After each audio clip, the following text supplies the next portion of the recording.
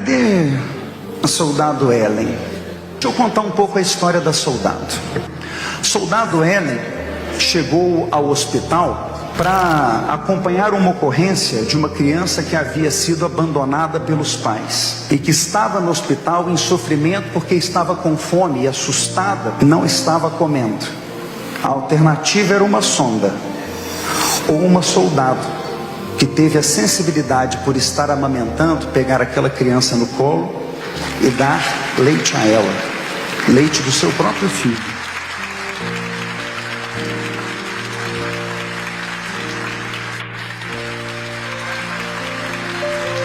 A senhora tem todo o meu respeito e meu carinho.